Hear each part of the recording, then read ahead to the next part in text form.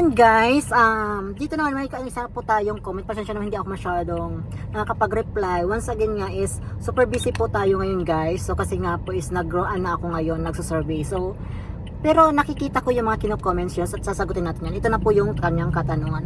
Pag bagong member pa lang po, gaano po kalaki ang pwedeng i-loan? So ayan. So depende po yan guys. Kung gusto mo malaki po yung malulon mo guys. So kailangan po guys ay meron kang business sa kanila. So ayan. Pero kapag new member ka guys, na wala kang business guys, makakapag-loan ka pero kailangan mo mag-member sa kanila, and then ang maximum yata ang naano nila is madalian, isang araw na po ang processes. Kahit nga pala 5,000 up to 5,000, 1,000 to 5,000 po guys.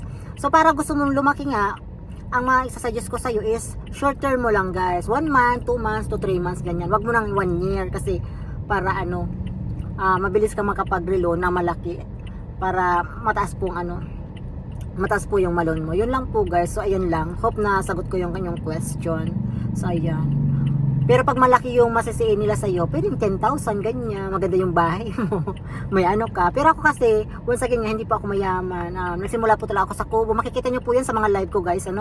Kung saan po talaga ako nagsimula. Actually, malaking tulong sa akin yung card. Yun lang. Hope nakatulong to. Thank you so much. So, sagutin natin ulit yung another comment sa ating vlog na ito sa paglulun natin sa cards. So talagang nabubuhay tayo sa utang, amiga ko. Pero hindi po yung masama basta ginagamit po siya sa tama. Nagiging masama lang po siya kung ginagamit mo to sa luho mo. So ayan lang. So hope na nakatulong So dahil po ako is ako sa utang lang talaga kasi wala naman talaga yung pamilya namin.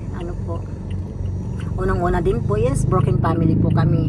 So ayan. So card lang po talaga. So actually nga dati nga ayoko ng card Pinilit lang ng nanay ko hanggang sa, iwan ko ba?